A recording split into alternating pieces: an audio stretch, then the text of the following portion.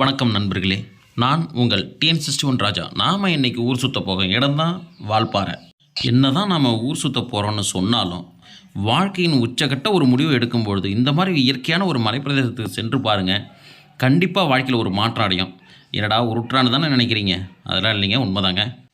சரி, அதை விடுங்க, நாம் வந்த வேலையை பார்ப்போம்.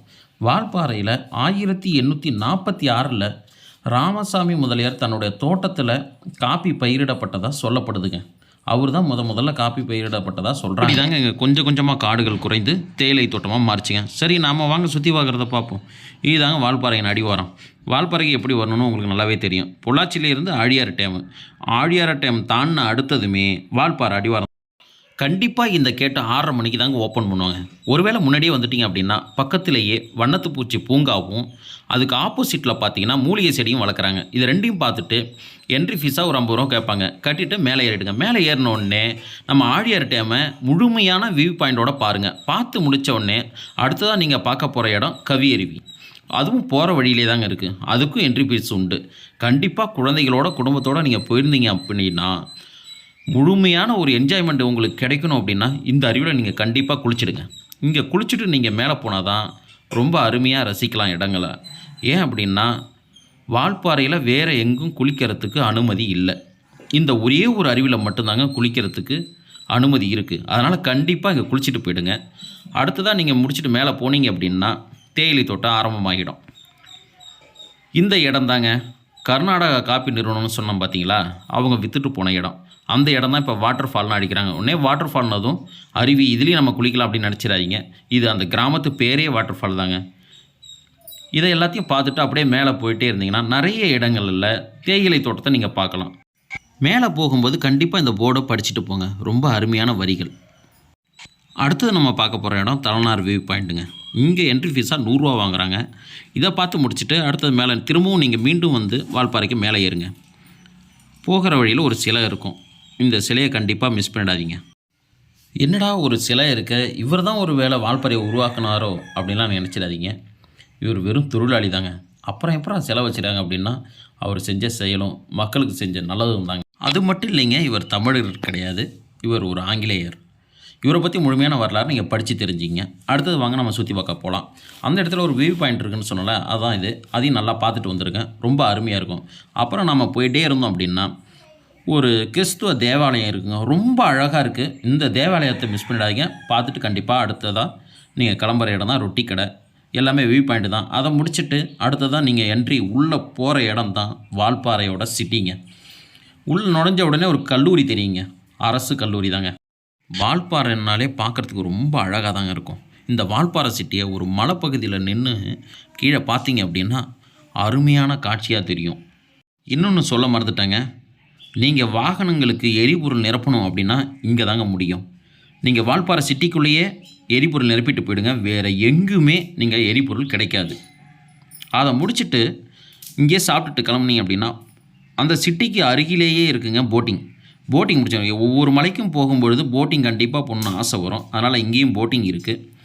அதுவும் பேருந்து நிலையம் அருகிலேயே இருக்குது. இந்த போட்டிங் முடிச்சுட்டு உங்களால் டைம் இருந்தால் அடுத்த இடத்த சுற்றி பாருங்கள். அப்படி நேரம் இருந்ததுன்னா அடுத்ததான் நம்ம பார்க்க போகிற இடம் தான் கூழாங்கல் ரிவர்.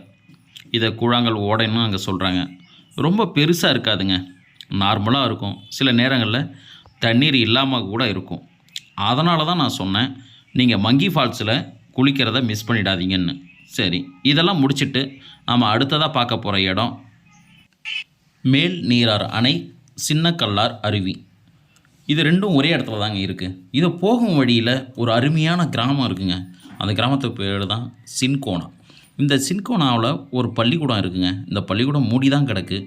ஆனால் பார்க்குறதுக்கு ரொம்ப பழமையாகவும் ரொம்ப அருமையாகவும் இருக்குங்க இந்த பள்ளிக்கூடம். இந்த பள்ளிக்கூடத்தை பார்த்த உடனே ஒரு ஃபோட்டோ எடுக்கணும்னு ஆசை வந்துருச்சுங்க. அதனால் எடுத்தேன்.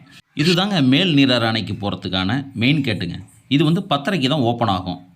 இங்கே 50 ரூபா டிக்கெட்டு எடுத்துருக்கேன் என்ட்ரி ஃபீஸு. இந்த என்ட்ரி ஃபீஸை நல்லபடி வியூ பாயிண்ட் பார்க்குறதுக்கும் இதையே பயன்படுத்திக்கலாம். அதனால் பயப்படாதீங்க, இது ரெண்டுக்கும் ஒரே ஃபீஸு தான். இது தாங்க நீரார் டேமு. இந்த டேம் பார்க்குறதுக்கு வித்தியாசமாகவும் அருமையாகவும் இருக்குங்க. ஏன் அப்படின்னா இந்த டேம்லேருந்து தண்ணி போகிற வழியே நமக்கு பார்க்க முடியாது. இந்த டேம்லேருந்து குகைகளின் வழியாக தாங்க தண்ணி போகுதுன்னு சொல்கிறாங்க. அப்படின்னு பார்த்தா வால்பாறை முழுவதும் நிறைய இடங்களில் குகைகள் வழியாக தண்ணி போகுது அப்படின்னு சொல்கிறாங்க. அதை யாரும் நம்ம பார்க்க முடியாது. ஆனால் அதுதாங்க உண்மை. குகைகள் வழியாக தான் தண்ணி வந்து சோலையாறு டேமே வந்து அடையுது அப்படின்னு சொல்கிறாங்க. இதுதாங்க சின்ன கல்லாறு அருவி.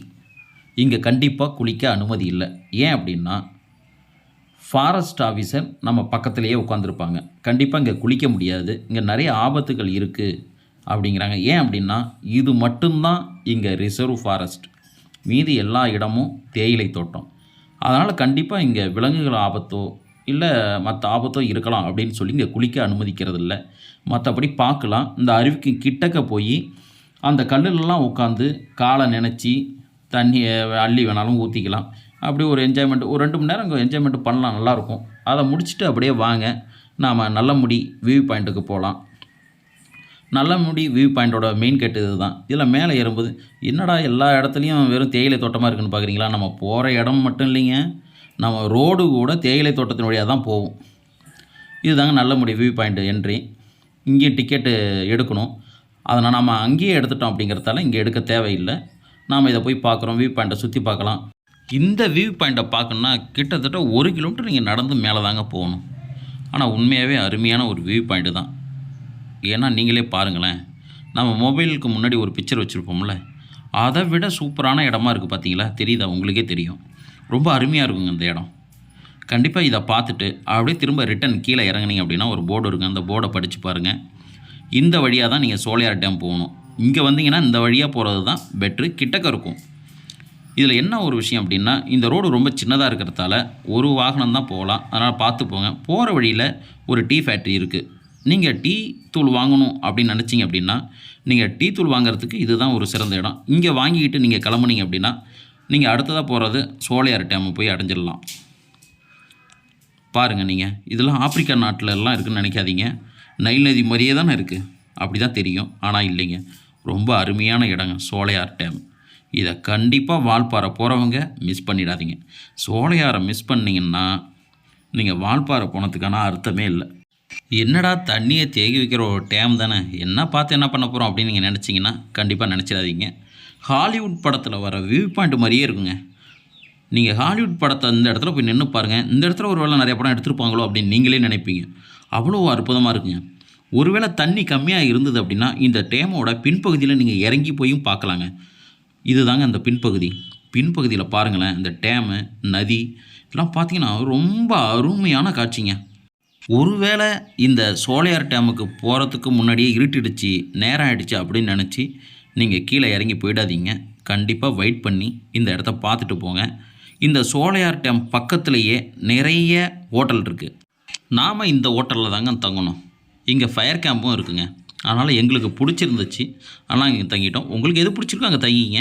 நீங்கள் ரெஸ்ட் எடுத்து முடிச்சிட்டிங்க அப்படின்னா காலையில் 6 மணிக்கெலாம் எழுந்திடுங்க. 6 மணிக்கு எழுச்சி இந்த இடத்த போய் பார்த்துருங்க. சோலையார் டேம் ரொம்ப அருமையான இடத்த மிஸ் பண்ணாதீங்க. இதை முடிச்சுட்டு நீங்கள் அடுத்ததாக பார்க்க போகிற இடம் தான் அதிரப்பள்ளி ஃபால்ஸு. என்னடா வால்பாறைக்கு இவ்வளோ தூரம் போயிட்டோமே, பக்கத்தில் தானே அதிரப்பள்ளி ஃபால்ஸு கேரளாவில் இருக்குது, அதை பார்க்காம வந்துட்டோமே அப்படின்னு வருத்தத்தோடு போயிடாதீங்க. இதுக்கு ஒரு நாள் ஒதுக்கிடுங்க. கண்டிப்பாக அருமையான இடங்க. ஏன் அப்படின்னா இது மட்டும்தாங்க ரிசர்வ் ஃபாரஸ்ட்டு. இங்கே பார்த்தீங்க அப்படின்னா அனைத்து விதமான விலங்குகளையும் நீங்கள் சாலையில் பயணம் செய்யும்போது பார்க்கலாம். அதனால் இந்த இடத்த மிஸ் பண்ணிடாதீங்க. அடுத்த வீடியோவில் இந்த அதிரப்பள்ளி ஃபால்ஸை பற்றி பார்ப்போம். கண்டிப்பாக வால்பாறையை ஒரு நாளில் சுற்றி பார்க்க முடியாதுங்க. 2 நாள் பிளானோட போங்க. நன்றி, வணக்கம்.